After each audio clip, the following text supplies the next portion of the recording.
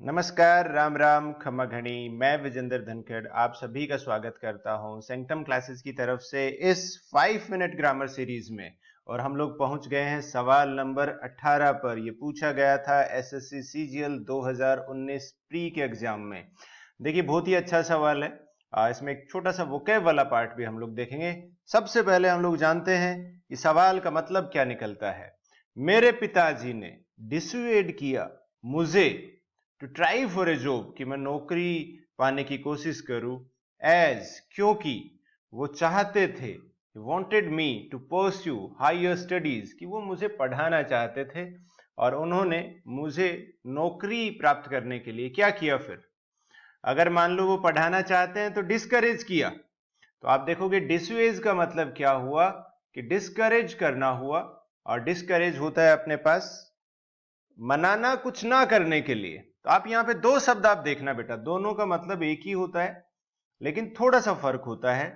Persuade होता है मनाना कुछ करने के लिए, और डिसुएड का मतलब होता है या तो हम लोग सीधा डिस्करेज कर सकते हैं या फिर ऐसा भी कह सकते हैं मनाना कुछ ना करने के लिए, कि भाई ये काम मत करो। तो उसके लिए परसुएड नहीं करते हैं, उसके लिए डिसुएड करते हैं कि इस काम से दूर रहो, ये काम मत करो। लेकिन इनमें जो ग्रामर का पॉइंट है अपना, जो एग्जाम में सवाल पूछा जाता है वो ये होता है कि जब भी हम परसुएड का यूज करते हैं तो इसके बाद इंफिनिटिव आता है, 2+V1 आता है, जैसा इसमें दिया है। अगर यहाँ पे डिसुएड वर्ब की जगह परसुएड वर्ब होती तो ये सही हो जाता, लेकिन डिसुएड के साथ क्या होता है बेटा, यहाँ पे इंफिनिटिव नहीं आता है, प्रेपोजिशन आती है फ्रॉम। और प्रेपोजिशन के बाद अगर कोई वर्ब आए, प्रेपोजिशन के बाद अगर कोई वर्ब आए तो वो अपनी आती है आईएनजी फॉर्म में। कौन सी फॉर्म में आती है? आईएनजी फॉर्म में। तो ये सवाल को जब हम करेक्शन करेंगे तो अपना डिसुएड आया है, फिर इंफिनिटिव नहीं आएगा, इंफिनिटिव परसुएड के साथ आता। तो टू को हटा के फ्रॉम कर देंगे और ट्राई को हम लोग क्या कर देंगे बेटा, ट्राइंग कर देंगे। तो अपना सवाल क्या हो जाएगा, सही हो जाएगा। आंसर अपना हो जाएगा डी ऑप्शन, कि डिसुएड वर्ब के बाद फ्रॉम प्रेपोजिशन आती है और उसके बाद अगर वर्ब आती है, प्रेपोजिशन के बाद नॉर्मली नाउन आता है लेकिन वर्ब आती है तो उसको भी नाउन बना लेते हैं, आईएनजी लगा के वो जिरंड बन जाता है और अपने पास हम लोग उसे आईएनजी फॉर्म में या नाउन की तरह यूज करते हैं। तो ये आपका सवाल हुआ पहला। दूसरा सवाल ये है, ये सवाल आसान सवाल है, आप में से काफी बच्चों को आता होगा, बहुत बार पूछा जाता है। 19 नंबर का सवाल है।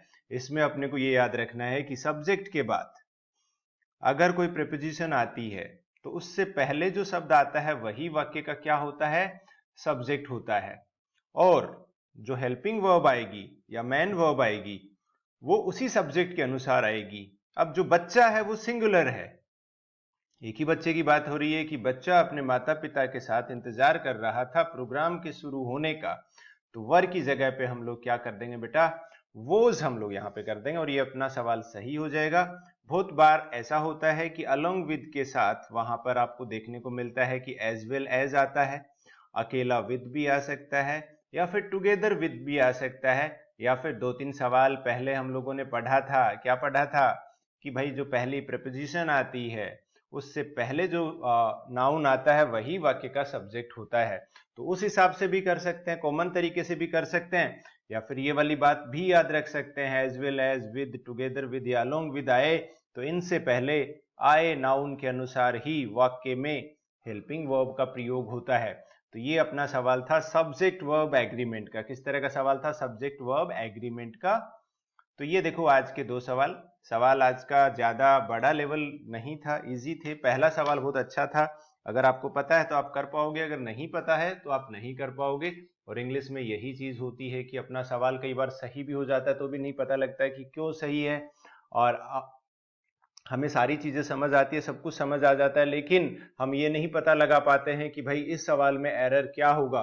तो आपने अगर वैसा सवाल सोल्व किया होता है तो आप तुरंत आपके माइंड में वो चीज क्लिक हो जाती है।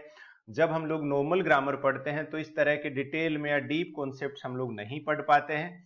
ये सीरीज, ग्रामर की सीरीज जो आप देख रहे हैं, इसमें ऐसे ही सवालों का डिस्कशन किया जाता है जो अच्छे हैं, जो बार बार एग्जाम में पूछा जाता है, या फिर जिनका डिस्कशन नॉर्मल ग्रामर क्लास में, ग्रामर बुक में नहीं होता है। इंग्लिश में बहुत सारे ऐसे सवाल होते हैं जो एग्जाम्स में आते हैं या फिर जिनसे केवल सवाल बनते हैं, वो कॉन्सेप्ट में नहीं आ पाते हैं। और प्रेपोजिशन का टॉपिक तो आपका वैसे ही काफी कॉम्प्लिकेटेड है। जो रीडिंग से सुधरेगा, अंडरस्टैंडिंग से सुधरेगा, अंडरस्टैंडिंग जितनी अच्छी होगी नंबर उतने अच्छे आएंगे। तो आप यहाँ पे ये जो नंबर देख रहे हो 9928954223, तो इस पे हम लोग रोजाना व्हाट्सएप पे कुछ अपडेट भेजते हैं, वीकली कुछ पीडीएफ अपडेट भेजते हैं। तो आप अगर इंग्लिश की तैयारी कर रहे हैं किसी भी एग्जाम की, तो आपको मैं कहूँगा, सजेस्ट करूँगा कि इस नंबर पे सब्सक्राइब कर लीजिए, एक मैसेज भेज दीजिए इस नंबर से व्हाट्सएप पे, ताकि आप लोगों को जो अपडेट हैं, जो अच्छी क्वालिटी कंटेंट है, वो आपको लगातार मिलता रहे। आज के वीडियो में इतना ही। देखने के लिए धन्यवाद।